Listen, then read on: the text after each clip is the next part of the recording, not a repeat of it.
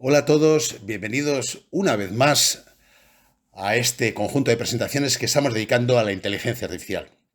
En concreto, esta presentación va a seguir incidiendo en el concepto de Machine Learning, pero en lugar de tratar con redes neuronales artificiales, vamos a tratar de explicar el funcionamiento de los árboles de decisión.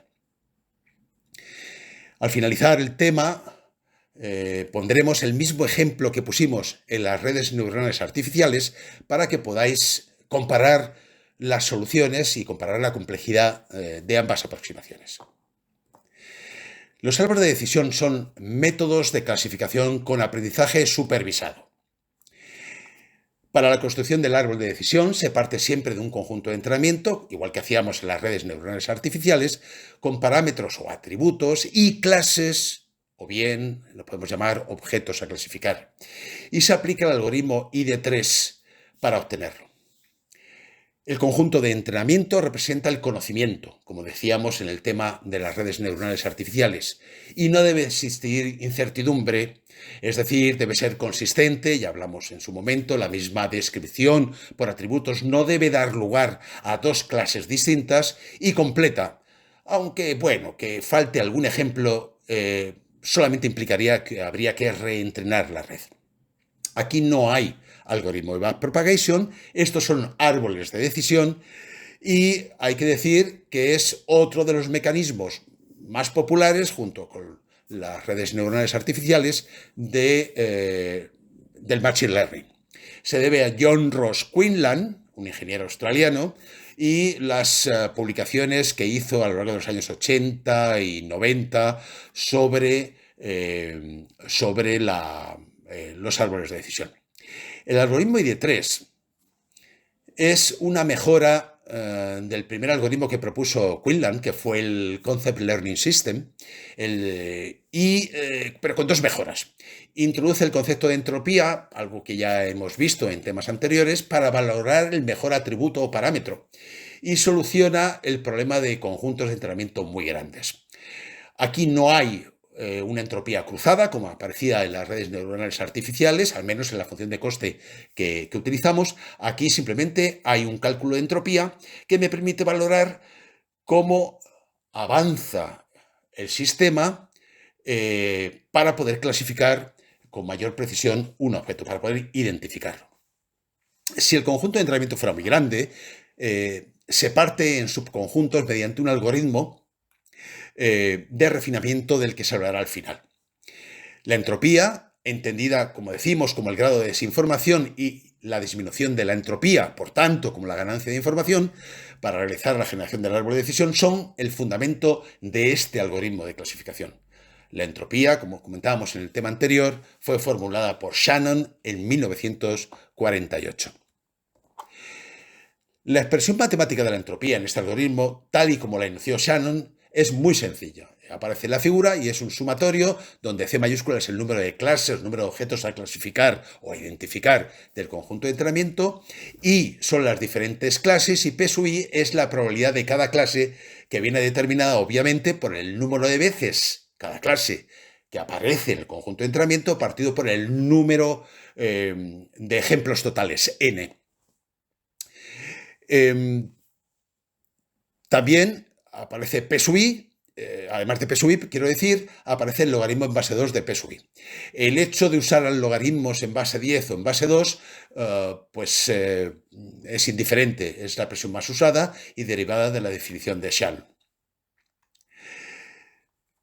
Como se ha comentado, el algoritmo ID3 está basado en el CLS, que se puede enunciar así. Es un procedimiento recursivo que dice, si todos los ejemplos pertenecientes a C sub I, a una clase C sub I, la que sea, entonces terminar con la hoja C sub I, y si no, crear un nodo que es con el parámetro mejor, es decir, el que proporcione mayor ganancia de información, y particionar el conjunto de entrenamiento por valores o por cada uno de los valores de ese parámetro que hemos considerado el mejor. Y todo esto se hace para cada partición y de forma recursiva hasta completar el árbol de decisión. Entiendo que ahora parezca un poco raro esto del árbol de decisión, pero dejadme avanzar. El siguiente paso es decir que el ID3 es una mejora o refinamiento del CLS cuando el conjunto de entrenamiento tiene muchos ejemplos, muchos casos. Para ello se trabaja con particiones W mayúscula del conjunto de entrenamiento E. El particionado se suele hacer, el algoritmo de particionado es lo siguiente.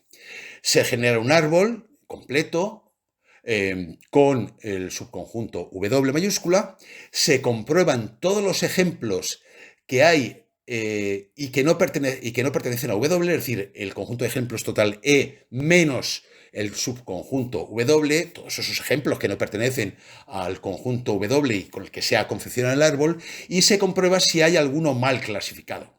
Entonces, si hay alguno mal clasificado, entonces se modifica el subconjunto W. ¿Cómo se suele modificar el subconjunto? Pues hay dos formas, básicamente. Una es añadir a ese subconjunto W los ejemplos mal clasificados de la diferencia entre el conjunto de ejemplos total y el subconjunto W. O bien se sustituyen los ejemplos mal clasificados por otros que ya estaban en el subconjunto W.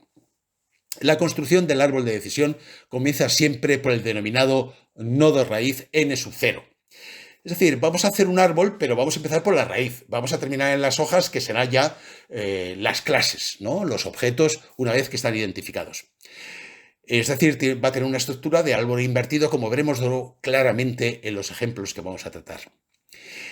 En el denominado nodo raíz, la raíz del árbol, la entropía que tenemos h de n sub 0 es máxima y viene dada por la siguiente inecuación. Es decir, h de n sub 0 es mayor o igual que a 0, obviamente, pero es menor que la entropía máxima posible del sistema, que es el logaritmo en base 2 del número de clases. Esa es la máxima entropía y el objetivo de este algoritmo es ir reduciendo la entropía máxima hasta llegar, no la entropía máxima, es la entropía inicial, que siempre es menor que la máxima, h de n sub 0, hasta llegar a una clasificación segura, con mayor seguridad, de los diferentes objetos y clases. Vamos a emplear el mismo conjunto de entrenamiento que empleamos en las redes neuronales artificiales. Tenemos 4 parámetros: el vector de Poynting, el factor de reflexión, el índice de la transformada rápida de Fourier y la variación de la densidad de potencia. Y vamos a seguir manejando 6 clases.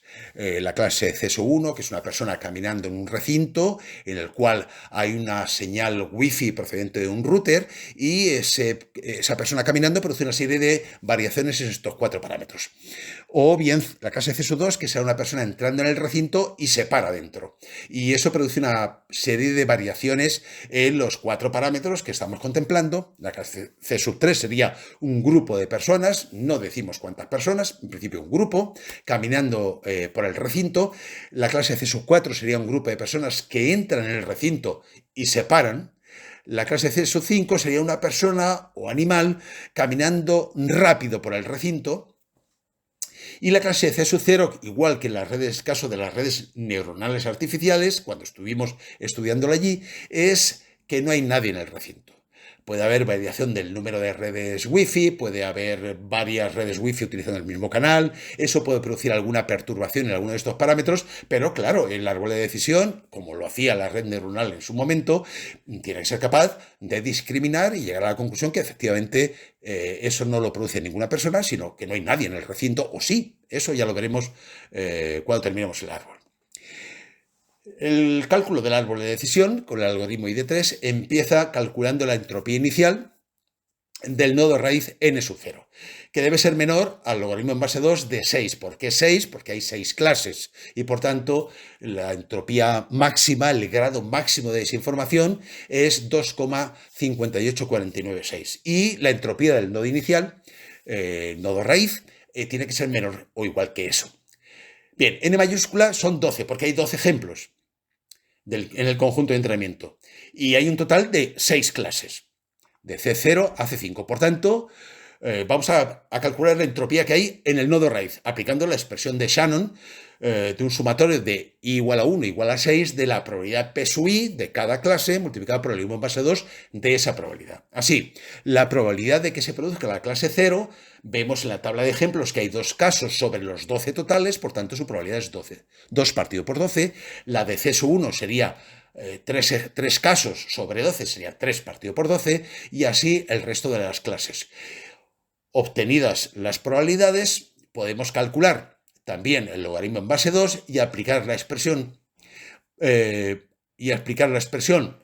la entropía definida por Shannon, y obtenemos, como aparece en la parte superior de esta transparencia, obtenemos que la entropía inicial en el nodo raíz es exactamente 2,522, que es naturalmente menor que la entropía máxima, que es 2,58496.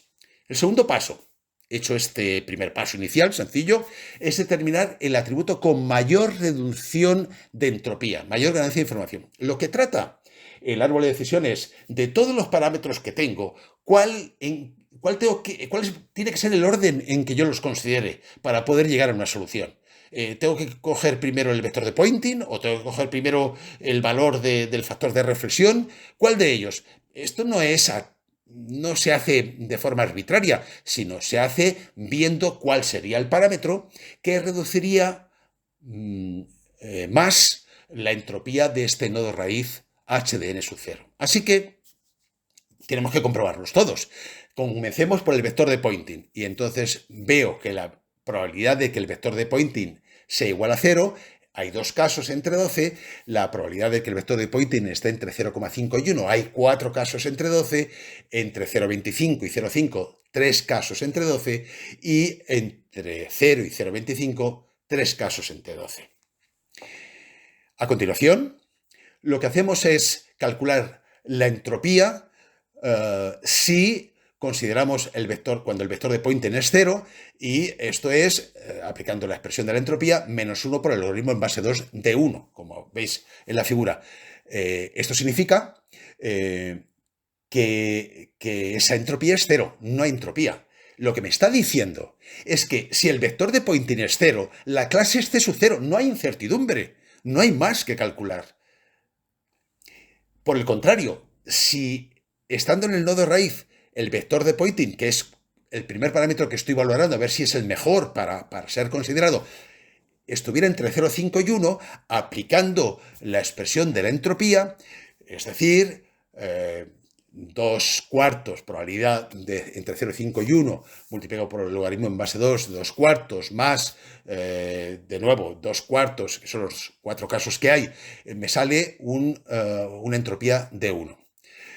Y esto es porque para este valor de V sub P, es decir, entre 0,5 y 1, hay 4 casos, 2 de una clase y 2 de otra, pero matemáticamente el resultado es el mismo, 2 cuartos por el logaritmo en base 2 de 2 cuartos más 2 cuartos por el logaritmo en base 2 de 2 cuartos. Da igual de qué clase se trate, sino que hay 2 iguales y 2 iguales, o 2 iguales entre sí. Y ahora vamos a hacer lo mismo, el cálculo de la entropía en el nodo raíz, si el vector de Poynting está entre 0,25 y 0,5. Hay 3 casos, 2 de una clase y otro de otra. Por tanto, tengo que, aplicando el algoritmo del cálculo de entropía, es 2 tercios, porque hay 3 casos en total, 2 son de una clase, luego 2 tercios es la probabilidad de que se dé, por el algoritmo en base 2 de 2 tercios, y luego hay 1 de una única clase distinta a las anteriores, y por tanto es 1 tercio por el logaritmo en base 2 de 1 tercio. Bueno, el resultado lo tenemos ahí, que es 0,9283. ¿Qué pasa a continuación? Pues me quedaría por calcular la entropía si tomo en consideración el vector de Poynting cuando está entre 0 y 0,25. Y observo que de nuevo hay 3 casos. 2 de una clase, me da igual la clase que sea, pero hay 2 de una clase iguales y 1 de otra. Por tanto, el valor que obtengo de la entropía es el mismo, 0,9283. Por tanto, la entropía total y la ganancia de información o disminución de entropía, si se clasifica, en primer lugar, tomando en consideración el vector de Poynting, sería la entropía Hn sub 0 cuando se toma en consideración el vector de Poynting sería 1 por la probabilidad de que el vector de Poynting está entre 0,5 y 1, más 0,9283 por la probabilidad de que el vector de Poynting esté entre 0,25 y 0,5, más 0,283 de nuevo por la probabilidad de que el vector de Poynting esté entre 0 y 0,25. Eso nos da un resultado de 0,96415. Claro, si ahora cogemos la entropía inicial que teníamos antes de empezar a clasificar, la que calculamos hace un par de diapositivas, podéis ir para atrás y verlo, menos la entropía que tendría cuando clasifico o valoro en primer lugar el vector de Poynting, resulta que la diferencia, que lo tenemos en la parte inferior de la figura, es 1,55785. Lo que estoy diciendo es que la entropía se ha reducido bastante. Hemos pasado de 2 y pico, 2,50 y tantos, a 1,55785. Vamos a ver si es el mejor parámetro. Así que repetimos este mismo proceso para el resto de los parámetros dentro de la tabla de ejemplos. Ahora, factor de reflexión. De nuevo, calculamos la probabilidad de que el factor de reflexión esté entre 3 y 4. Hay 5 casos entre 12 posibles. Que esté entre 2 y 3, 4 casos entre 12 posibles. Que esté entre 1 y 1,25, 3 casos entre 12 posibles. Y empezamos a calcular la entropía. La entropía que tendríamos si clasificamos con el factor de reflexión entre 3 y 4. Como hay 5 casos, en 2 de una clase y 3 de 3 clases distintas, la expresión la tenemos ahí, aparece y nos sale como consecuencia que esto es 1,9243. ¿Cuál sería la entropía si clasificamos por el factor de reflexión cuando está entre 2 y 3? Pues aplicando la misma expresión, veo que hay 4 casos.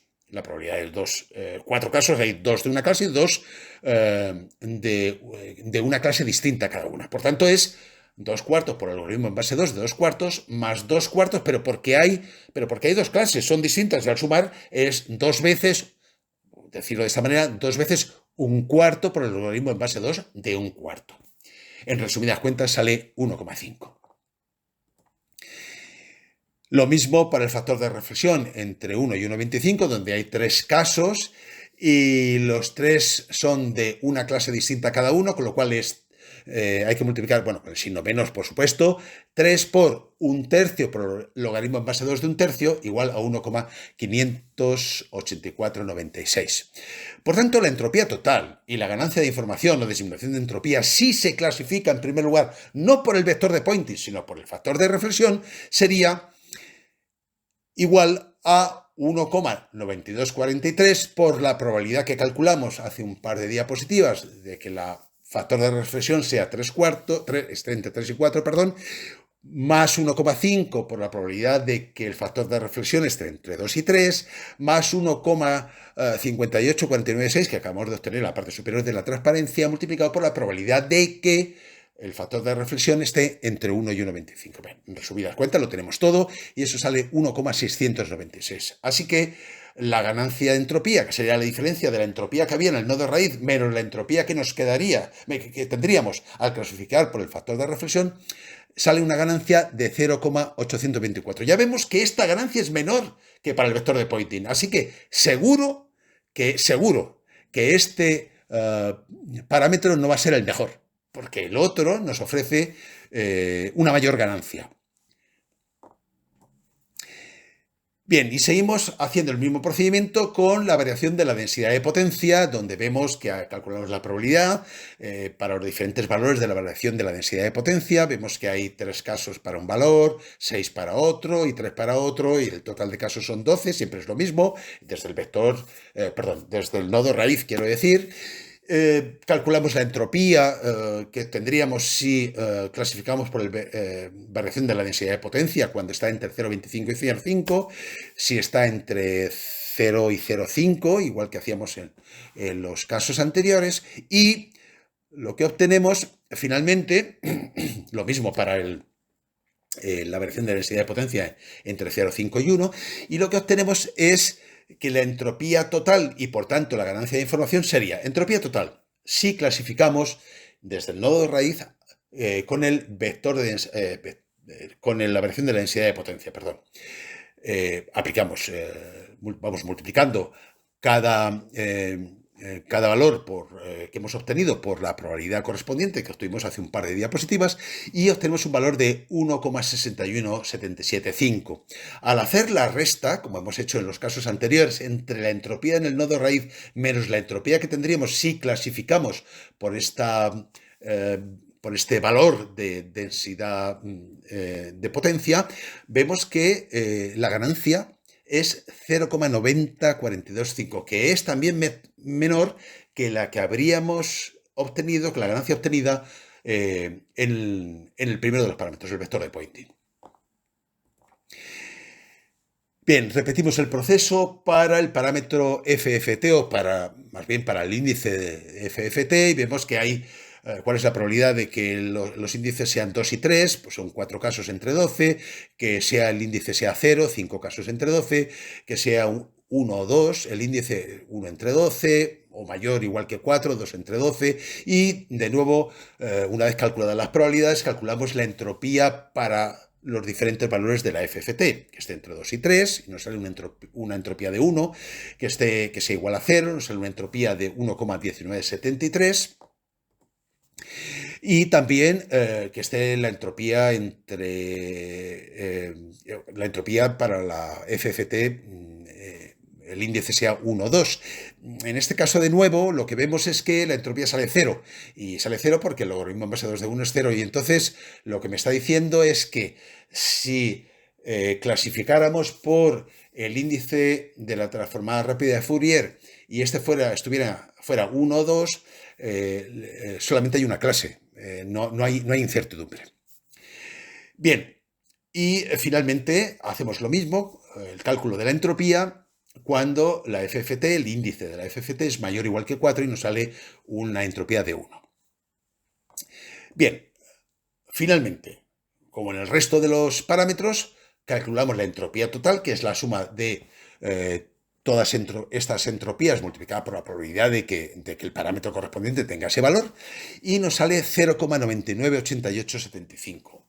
Haciendo la diferencia entre la entropía en el nodo raíz y la entropía que tendríamos si clasificamos a partir del nodo raíz con el índice de la FFT, nos sale una ganancia de entropía de 1,523125. Por tanto, el mejor atributo de todos los analizados es el vector de Poynting, por proporcionar la mayor reducción de entropía o la mayor ganancia.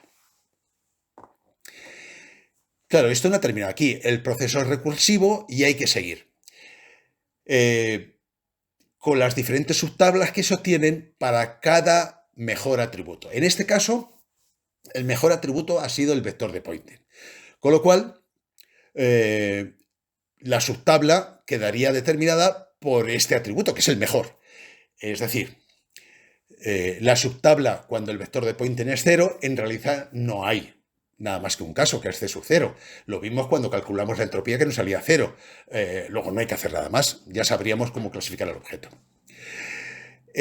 La subtabla con el vector de Poynting entre 0 y 5 y 1. Bueno, tenemos una subtabla y había que repetir todo el proceso que hemos visto anteriormente. Pero hay que ser un poco astuto y ver que en esta tabla, esta subtabla, no hace falta seguir con el proceso descrito, dada su sencillez. Si la variación de la densidad de potencia en esta subtabla estuviera entre 0,25 y 0,5, la clase es C1, sin incertidumbre. No hay que hacer ningún cálculo de entropía. Esto no pasa siempre, esto pasa en este ejemplo porque es muy sencillo y la tabla es muy pequeña. Si la variación de la densidad de potencia está entre 0,5 y 1, la clase sería siempre C sub 4. No hay incertidumbre, está remarcado en amarillo en la figura. Y si la variación de la densidad de potencia estuviera entre 0 y 0,25, la clase sería C sub 3. No hay que hacer ningún cálculo. No me importa lo que valga la FFT ni el factor de reflexión. Es que valorando la variación de la densidad de potencia, está resuelta la clase a la que pertenece cada combinación de valores. Como se ve, por tanto, el factor de reflexión no ofrece ninguna información, ni el índice de la FFT tampoco. Subtabla si el vector de Poynting está entre 0,25 y 0,5. Y aquí de nuevo podemos volver a repetir el proceso de cálculo de entropías, ganancia de entropía, etc. Pero en este ejemplo que es tan sencillo, no hace falta, lo vemos inmediatamente. Lo que me está diciendo, cuando el vector de Poynting está en 0,25 y 0,5, entre ambos valores, es que si la FFT es igual a... No la FFT, perdón. El índice de la FFT es el 0, entonces la clase es C sub 2. Da igual lo que valga la variación de la densidad de potencia o da igual lo que valga el factor de reflexión. Y claro, si el índice de la FFT no es 0, sino que está entre 1 y 2, que son los únicos posibles valores que aparecen en esta subtabla, entonces es que la clase es C sub 1. Luego, en realidad, no tenemos por qué repetir el proceso. Esto ocurre de vez en cuando, sobre todo cuando se ha aplicado muchas veces recursivamente el algoritmo y llega un momento en que las tablas son muy pequeñas, Finalmente, si el vector de Poynting está entre 0 y 0,25, podemos ver claramente que si el factor de reflexión está entre 2 y 3, entonces la clase será C sub 5. En caso contrario, será C sub 4. Es decir, el factor de reflexión me está indicando, sin incertidumbre, que si está entre 2 y 3, la clase es C sub 5. Da igual el índice de la FFT. Da igual. Por el contrario, si no está entre 2 y 3, de nuevo podría decir, hombre, si no está entre 2 y 3, pues habría que ver el parámetro, el índice de FFT para discriminar. En realidad no hace falta porque la clase es la misma, es C sub 4 y no hay que discriminar nada más ni hacer ningún cálculo posterior. Bien, con todo esto que acabamos de mencionar, llegamos a la construcción del siguiente árbol de decisión. Empezamos, es un árbol invertido. Empezamos en la raíz n sub 0 con una entropía h de n sub 0 que decíamos que era 2,522. Y decimos, si el mejor parámetro era el vector de Poynting, lo tenemos claro. Entonces, si el vector de Poynting es 0, la clase seguro es C sub 0. Parte izquierda de la figura. Decíamos entonces, y queda aquí reflejado. Segundo, si el vector de Poynting está entre 0 y 5 y 1, entonces teníamos una subtabla que me permitía valorar la variación de la densidad de potencia y tendríamos la clase C sub 1 si la variación de la densidad de potencia está entre 0,25 y 0,5, la clase C sub 4 si la variación de la densidad de potencia está entre 0,5 y 1 y la clase C sub 3 si la variación de la densidad de potencia está entre 0 y 0,25. Pero si el vector de Poynting estaba entre 0,25 y 0,5 desde el nodo raíz, el mejor parámetro no era la variación de la densidad de potencia, sino el índice de la FFT. Y decíamos, si el vector de Poynting está entre 0,25 y 0,5 y el índice de la FFT es el 0, entonces la clase es C sub 2, tal como refleja la figura. Si siendo el vector de Poynting o estando entre 0,25 y 0,5, el índice de la FFT es 1 o 2, la clase es C sub 1. Y finalmente, lado derecho del árbol. Si el vector de Poynting estuviera entre 0 y 0,25, lo que tenemos que hacer es mirar o comprobar cuánto vale el factor de reflexión. Si está entre 2 y 3, la clase es C5. Si está entre 3 o 4 o entre 1 y 1,25, en cualquiera de los dos casos, la clase es C sub 4. Se llama árbol invertido, empezamos en la raíz y las hojas, es el final del árbol, son las clases una vez identificado, comprobado los parámetros correspondientes. Lo que estamos haciendo es sugiriendo un método donde la comprobación de los parámetros proporciona la mayor disminución de entropía o la mayor ganancia de información. Es un árbol de decisión inteligente, construido a partir de un conjunto de ejemplos. Si modificamos el conjunto de ejemplos, si añadimos, quitamos o modificamos cualquiera de los parámetros o añadimos nuevos casos, el árbol de decisión no vale y hay que volver a recurrir al algoritmo e ir construyéndolo de nuevo haciendo los cálculos pertinentes. Ventajas de estos árboles de decisión. La primera, muy importante, eficacia. Son tremendamente eficaces. La descripción del conocimiento, igual que para las redes neuronales, es rápida y sencilla. Es una tabla de ejemplos. Es flexible y fácil de programar. Un cambio en los atributos, en las clases o en los ejemplos, solo implica un cambio del conjunto de entrenamiento y por tanto se puede reconfigurar el árbol de decisión de forma dinámica. Se puede prever un procedimiento para que el propio sistema, cuando hay un cambio en su conjunto de ejemplos, rehaga automáticamente el árbol de decisión, por eso se llaman dinámicos, y aquí demuestra su inteligencia. Cambia su comportamiento para adaptarse a los cambios del entorno, a los cambios de la tabla de ejemplos o de conjunto de entrenamiento. Inconvenientes. Solo es útil si los atributos tienen pocos valores. Aquí hemos puesto un ejemplo muy sencillo, pero digamos que los atributos no deberían tener más de 20 o 30 valores distintos, dada la gran carga computacional que supondría. No se puede generalizar con este árbol. Un nuevo comportamiento se consigue con un nuevo árbol de decisión, como acabamos de comentar. Un cambio en la tabla de ejemplos, el conjunto de entrenamiento, implica necesariamente un rediseño o reconfiguración del árbol de decisión desde la raíz, con el algoritmo que hemos descrito. No es posible o no es práctico su implementación en hardware, solo en software, precisamente por esto. Para manejar conjuntos de entrenamiento muy grandes o poder añadir nuevas clases de objetos mal clasificados, por ejemplo, se han propuesto algunas estrategias que ya se veían en en uno de los artículos de Quillen. ¿De acuerdo? También es posible, aunque lo hemos hecho implícitamente, se introduce en esos artículos el concepto de pruning, de poda del árbol de decisión. En realidad lo hemos hecho como el ejemplo era tan sencillo, hemos dicho, ¿para qué aplicar el algoritmo si sé que cuando he clasificado por el vector de Poynting, que eso sí, era el mejor parámetro, después ya si el índice de la transformada de Fourier es de tal valor o de cual valor, es ya la clase C1 o C3 o la que sea.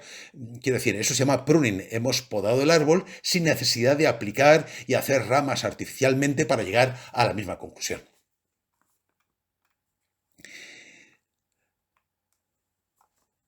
Hay un último inconveniente que conviene tratar separadamente. El conjunto de entrenamiento no puede contener muchos ejemplos, menos de 100, por decir una cifra.